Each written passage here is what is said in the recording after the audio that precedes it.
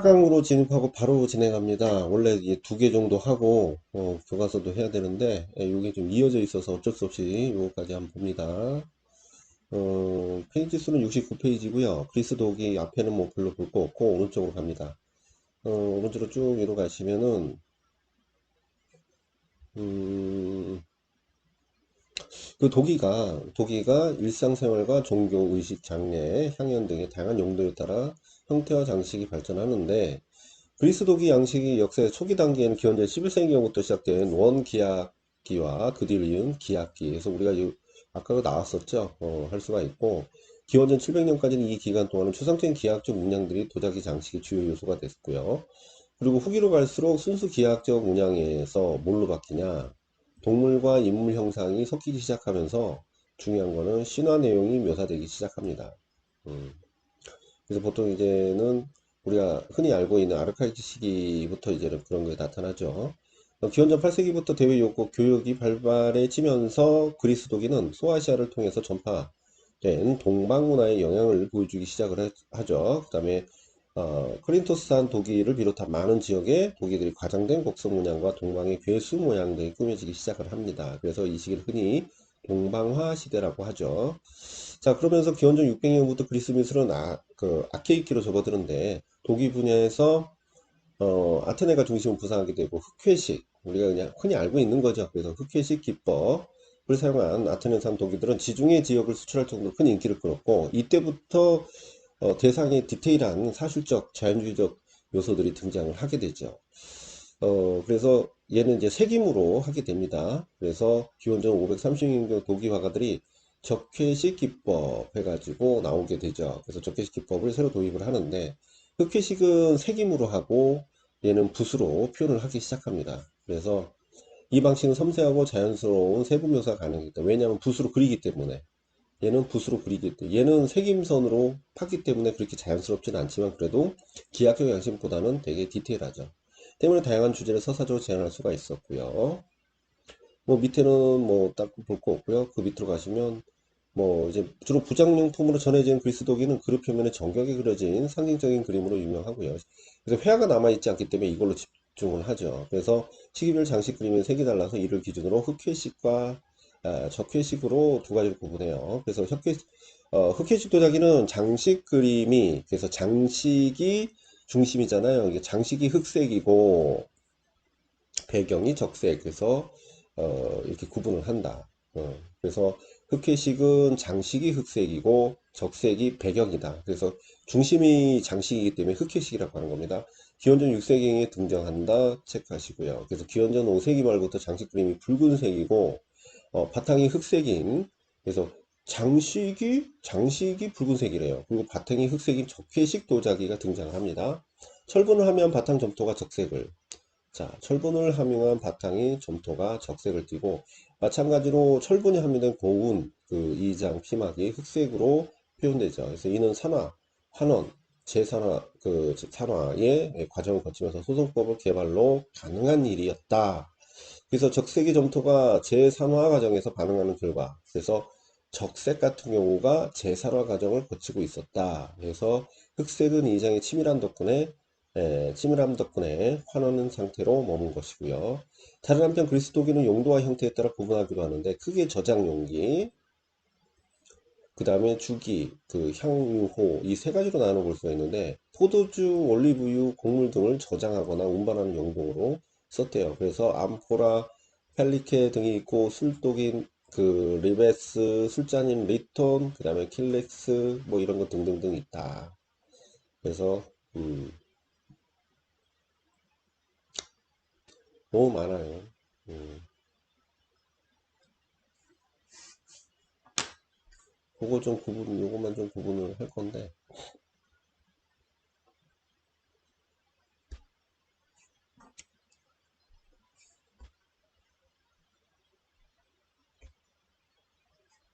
자, 여기 킬렉스가 나오죠?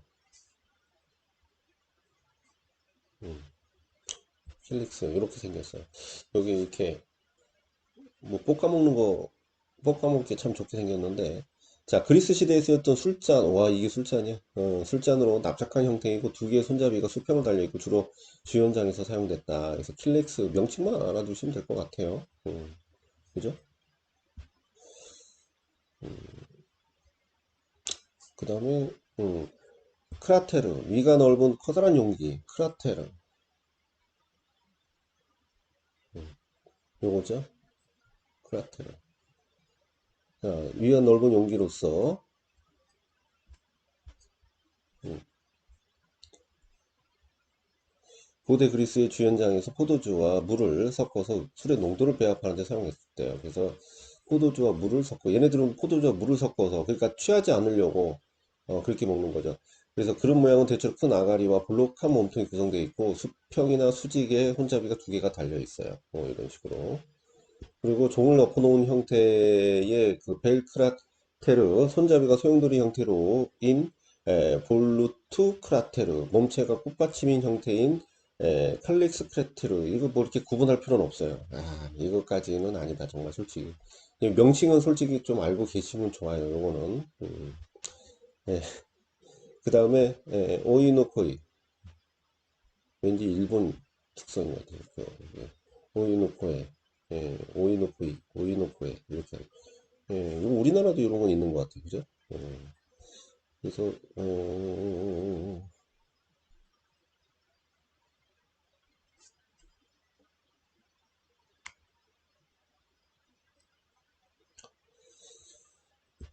보시면은 주둥이 부분은 흔히 잎사귀 세개 모양으로 되어 있고 그러네요. 그 곡선이 이루어진 큰 손잡이가 달려 있어요. 굉장히 크게 달려 있죠. 항아리고 고대 그리스 사회에서 흔히 액체를 큰 그릇에 작은 것을 옮겨보는 데 사용을 한다. 이거 뭐 이렇게 옮겨보 주둥아리가 이제 그렇게 좀 생겼네요. 그죠? 그 다음에 히드리아. 손잡이가 세 개 달린 고대 그리스의 커다란 물 항아리인데 히드리아. 여기 있죠. 히드리아. 큰 항아리네요. 손잡이가 세 개 달렸어요. 오, 그렇죠. 이렇게 세 개 달렸어요. 고대 항아리 들고 항아리를 들어 나르는데 사용되는 한 쌍의 손잡이가 몸체 윗부분 수평으로 나 있고 그 밖에 물을 부을 때 잡기 위한 수직으로 손잡이가 하나 더 하나가 목에나 어깨 부분에 달려 있죠. 그러네요. 진짜 그렇게 생겼네요. 명칭 알아두시라는 거예요. 아유, 레키토스, 여기 있죠. 레키토스. 이쁘게 생겼네. 고대 그리스의 독일인데 당연하겠죠. 주로 장례식의 부장용품 사용됐대요. 그리고 작은 향유병, 좁고 긴 목에 고리 모양의 손잡이가 달려 있고 어, 밑으로 갈수록 가늘어지는 긴 원추형 몸체를 가지고 있으며 둥근 고리 모양의 받침대가 붙어 있대요. 그 다음에 아리발로스,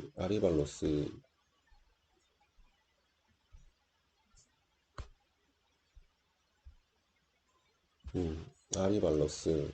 아리발로스는 고대 그리스 사회에 사용된 둥근 형태의 기름 용기. 딱 기름 이렇게 생겼네. 일반적으로 운동선수들이 체력 단련 후에 몸을 닦는 데 사용을 했대요. 아리발로스. 그 다음에 암포라.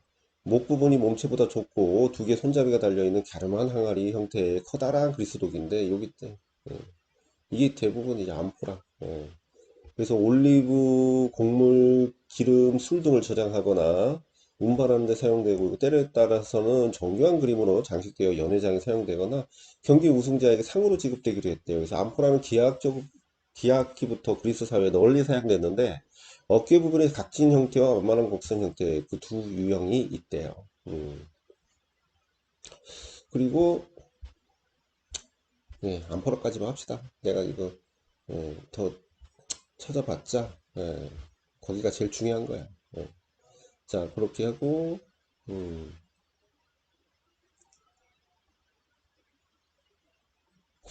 그리스 조각으로 봅니다. 그리스 조각.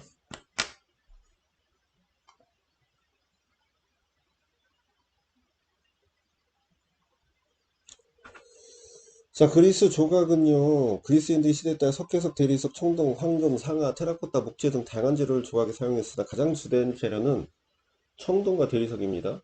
남아있는 게 사실은 또 그게 있고요. 신전에 안치되어 있는 대규모의 신상은 황금 상아 조각상으로 만들어지기도 했어요. 아까 그 그리스 신전에서 여성 여신상 받죠.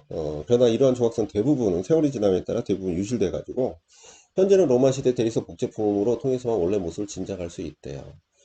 자, 그 다음에 그 세 번째 줄 가시면 그리스 조각에서 독립된 성격의 조각상 외에도 신전의 그 페디먼트라든가 메토프, 그 다음에 프리즘을 장식하는 건축 조각을 볼 수가 있죠. 그래서 우리가 보통 구조 조각 형식으로 많이 장식이 돼 있다라는 겁니다. 그리스 조각 형식 로마 공화정의 제정시대 동안 서부 세계로 전파되면서 알렉산드로스 동방 원정을 계기로 해서 인도를 비롯한 아시아 지역에도 영향을 미치게 되죠. 그러면서 뭐 아시아들의 이제 불상이나 이런데 영향을 준다라는 거죠. 특히 고전기 이후에 인체 조각이 발견되는 자연주의적 재현 방식과 이상화된 비례의 규범은 이후 이탈리아 르네상스 미술의 토대가 되죠.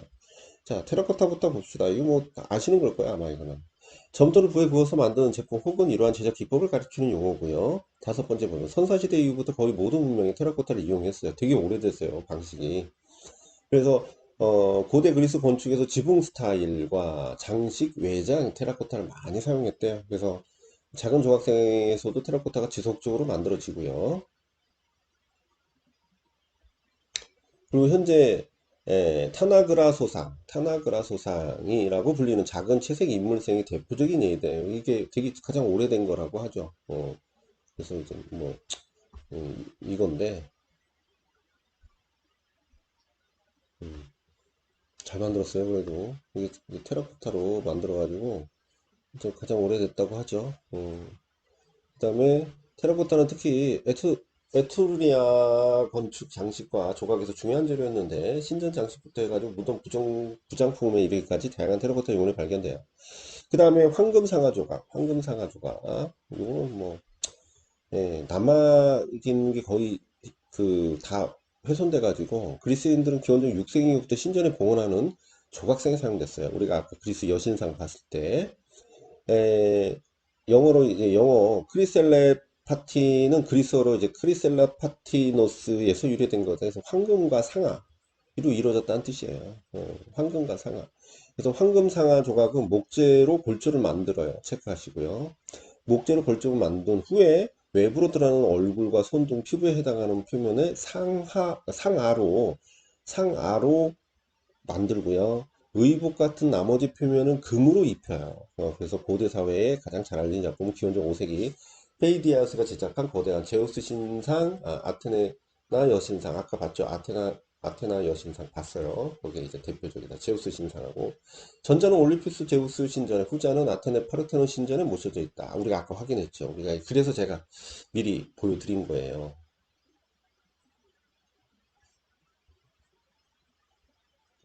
그 다음에 청동조각. 구리와 주석의 합금인 청동을 재료로 만든 조각인데 청동은 녹는 온도가 낮아요. 그래서 많이 사용한 거야. 다루기가 쉬워서 주형 작업에 적합했기 때문에 그렇고요. 그리스인들은 밀랍과 모래를 사용해서 조각에 속을 비우는 제작 기법을 만들어냈어요. 밀랍을 썼다라는 것은 속이 비어있다는 뜻이에요. 그 덕분에 대형 조각상도 청동으로 제작할 수 있었고요. 그러나 청동 조각은 대부분 후대에 녹여서 재활용되었기 때문에 현재까지 남아있는 고대 조각은 극히 드물어요. 다시 재활용했대요. 그래서 이제 위를 쭉 가시면 네 번째 줄. 그래서 큰 규모의 조각상을 만들기, 뭐 이렇게 쇳물을 부어서, 만들기 어렵다. 그래서, 어, 파우사니아스에서 따르면 그 사모스 출신의 그 로이코스와 그 다음에 테오도로스가 놓인 청동이 주저하는 방식을 처음으로 사용한 조각가라고는 하죠. 아마도 속이 빈 청동상을 만드는데 납형 주조법을 새로 도입했다는 의미인 듯하다. 그래서 이러한 조각수는 기원전 5세기에 들어와서 주를 이루게 되고 기본적 방법은 내열성 재료로 만든 심을 밀랍으로 둘러서 주조할 형태를 만들고서 이를 다시 내열성 주형으로 감싸는 것이죠. 음.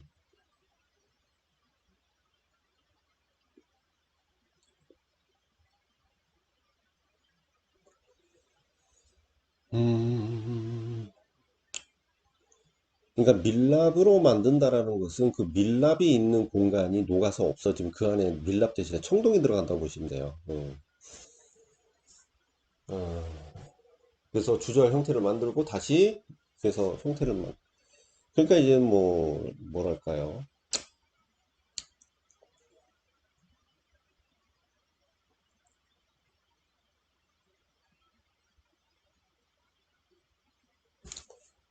음, 음, 음.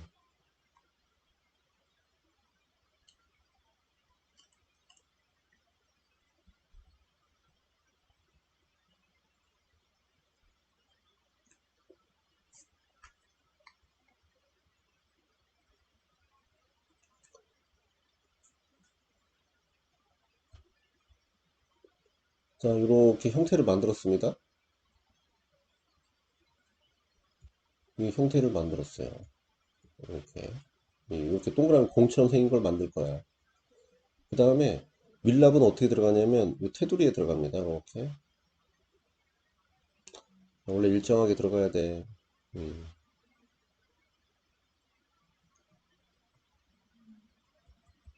이렇게 하고 아까 여기서 보시면 어,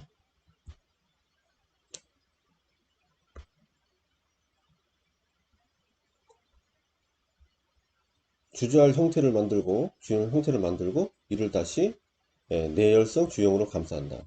그럼 여기서 밀랍으로 만들었잖아. 그러면 이렇게 해서 왜 요색이 나오냐? 음, 이렇게, 이렇게 해서 아 노란색 안 보이지? 노란색 안 보이니까 그냥 합시다.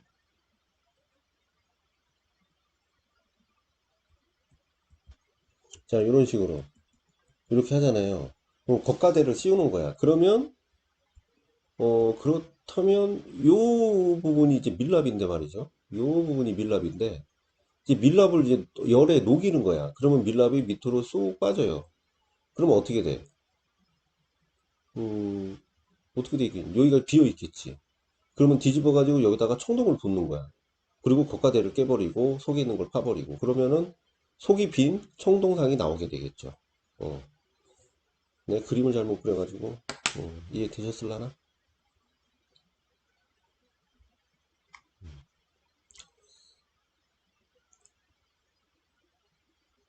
그죠? 음. 어쨌든 그런 식으로 이 주형을 가려서 밀랍이 흘러나오면 빈 공간을 청동을 부어놓고 식은 후에 주형과 심을 제거해야죠. 그래서 또 다른 방법은 주형을 분해해서 이것은 뭐냐면 분해해서 여러 조각으로 만든 후에 다시 작업용 원형을 만들어서 사용하는 방법. 그러니까 대규모 조각을 하기 위해서는 부분 부분 만들어서 분해해서 한다는 뜻이에요. 어. 그래서 대규모 조각을 할 때는 분해를 해서 그래서 이러한 공정에 있어서 분업화가 필요한 적이 없고 조각가는 밀랍 원형의 제작 과정을 맡고 나머지 주조 과정은 장인들의 손에 맡기게 되죠. 그래서 전체적인 건 예술가가 만들고 떠내는 것은 뭐 기술자가 했다는 뜻이죠. 그죠? 그 정도. 나머지는 좀 볼 게 없고요. 그 다음에 이 대리석 조각. 대리석은 석회암이 열과 압력을 받아서 재결정화된 것인데 연마하면 아름다운 광택을 내기 때문에 조각과 건축에 널리 사용됐대요. 이제 지중해 동부 지역에 양질의 대리석이 산출되는데 뭐 그 지역이 어느 지역이 많이 난대요. 여기서부터 볼게요. 그 중에서도 파로스 섬의 대리석이 특히 유명한데 파르테논 신전 건축의 대부분이 이 지역 걸로 했대요. 그래서 이 지역의 대리석을 가져다가 제작한 것이고 고대 그리스의 사회에서 대리석은 건축과 조각분의 필수 불가결한 자재고 그리스인들은 파로스와 낙소스, 그다음에 페탈릭 콘스네움 등지에서 나는 흰 대리석을 주로 사용했어요. 근데 이제 부분적으로 완료를 칠해서 장식하기도 했대요. 이에 반해 로마인들은 뭐래요? 색과 무늬가 있는 대리석들을 다양하게 사용했대요. 그래서 카라라의 그 채석장이 발굴된 것은 기원전 3세기예요. 그래서 이후에 미켈란젤로도 주로 사용을 했고 뭐 그렇게 나오죠. 그렇게 해서 대리석 조각은 대리석 종류 위주로만 나왔네요. 그죠? 그렇게 하고 그 다음에 그리스 회화가 나오는데 아유, 그리스 회화는 다음에 합시다. 다음에 내가 지금 이거 끝나고 또 교과서를 빨리 또 봐야 되기 때문에 그렇게 다음 주는 한번 쉴 수도 있어요. 그냥 될 수 있으면 안 쉬겠지만 명절 끝나고 바로 또 수업이 있어가지고 어, 한번 한번 이게 한 주는 넘어갈 수 있다라는 거 참고하시고요. 그래서 여기까지 하겠습니다. 열심히 보셔야 됩니다.